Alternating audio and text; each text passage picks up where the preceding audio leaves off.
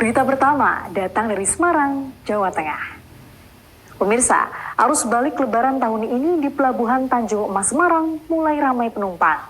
Anggota Komisi 7 DPR RI Bambang Haryo Sukartono memantau langsung kondisi arus balik kapal laut yang diberangkatkan oleh PT Dharma Lautan Utama Semarang di Pelabuhan Tanjung Emas Semarang. Berikut informasi selengkapnya.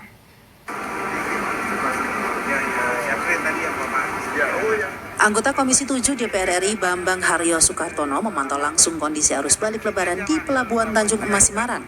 Dia memantau kondisi dan situasi angkutan laut pasca libur Hari Raya Idul Fitri 2025. Bambang Haryo Sukartono mengatakan volume arus mudik Lebaran mengalami penurunan hingga 15% karena dipengaruhi sejumlah faktor. Penurunan ini terjadi bukan berarti daya beli masyarakat menurun, tetapi kebijakan Menteri Pendayagunaan Aparatur Negara dan Reformasi Birokrasi terkait kebijakan WFA atau Work from Anywhere bagi ASN demi mengurangi kepadatan arus balik.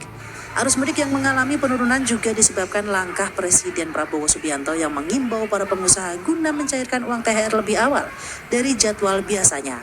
Dampak dari berbagai kebijakan pemerintahan ini yang membuat masyarakat pulang kampung lebih awal. Ini langkah bagus dari pemerintah untuk dilakukan tahun depan, agar mudik lebih awal lagi sehingga tidak ada dampak ledakan pemudik. Tidak kemampuan kapasitas angkutan dapat dihindari sehingga standarisasi keamanan dan keselamatan dapat tercapai dengan baik.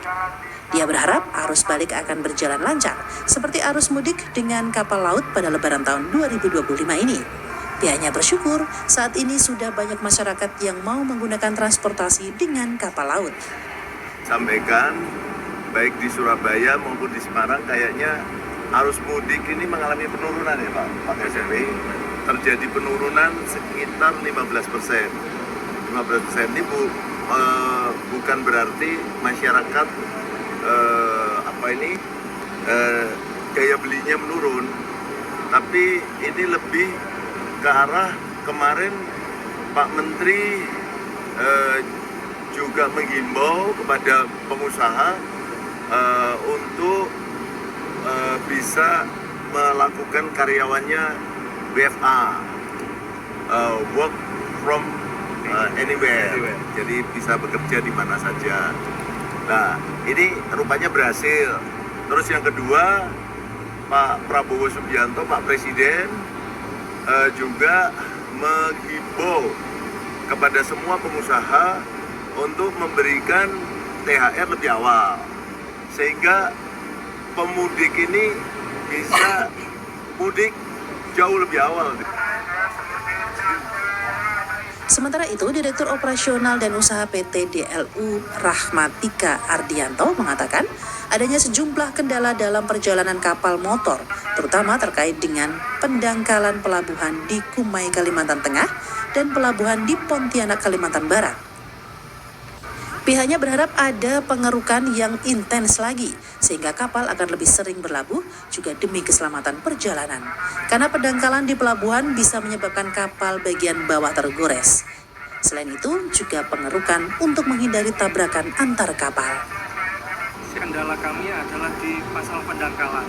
Pendangkalan alur yang saat ini mungkin sudah terlalu lama untuk tidak dikeruk oleh pemerintah. Kami harap ada pengerukan lebih intens lagi dan harapan kami harus ingin 2025 ini mau ada pengerukan.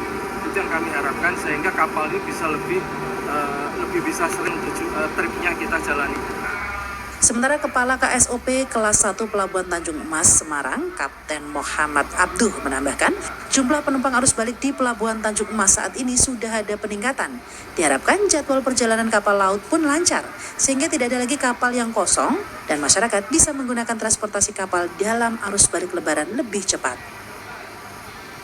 Ya, kami tentu saja didukung oleh KP3, Kapolres Tabes di sini, khususnya Semarang, kemudian juga dari Angkatan Laut. Itu lengkap Pak, personilnya kami didukung dari KSOP, terus teman-teman masing-masing. Kami prinsipnya di sini sangat mengutamakan keselamatan. Jadi alhamdulillah sampai dengan hari ini, insya Allah sampai dengan akhir nanti itu tidak ada terjadi kecelakaan. Jadi masih zero accident. PT Dharma Lautan Utama sudah mulai memberangkatkan penumpang dengan kapal laut pada Jumat malam dan KM Dharma Rucitra 9 dengan perjalanan kota Semarang Kumai dengan kapasitas penumpang 676 orang dan pada paginya telah diberangkatkan 231 penumpang serta siang harinya 582 penumpang. Yofi Nugroho, Semarang, Channel TV.